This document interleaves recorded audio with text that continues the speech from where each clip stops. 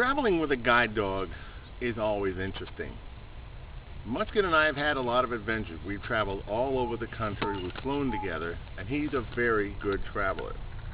But when we take a long distance trip, say across the country, there's an extra added factor that isn't easy for most people to realize.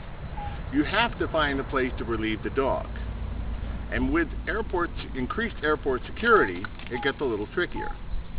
So, in 2003, my wife and I were going to travel to Philadelphia to visit some friends on vacation. We were flying from San Diego to Chicago's Midway Airport, and then from there on to Philadelphia.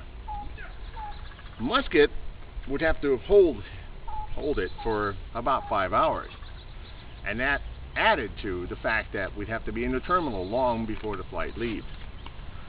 So after relieving him in San Diego and we go inside, I know he's going to have to hold it for a while. We arranged to have someone waiting for us in Chicago that could take me out past security and out of the airport that I didn't know.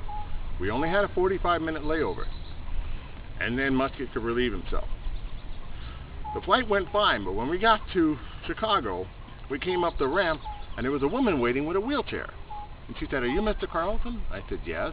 She goes, "Well, I have your wheelchair for you." I said, "I don't understand." She said, "Well, I was told to wait for you." So my wife explained, no, he doesn't need a wheelchair. We need to be able to go outside the airport. He doesn't know his way around, and so my dog can relieve himself. She didn't get it. But just at that point, an airline captain shows up. He's in full uniform, carrying a briefcase with the cap, everything. And he said, "I'm sorry, I couldn't help but overhearing." He said, "Is there something I can do to help?"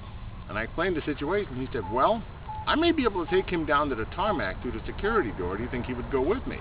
I said, "Right now, he definitely would." I said, "His name is Musket." So the man got down and introduced himself and got to know Musket.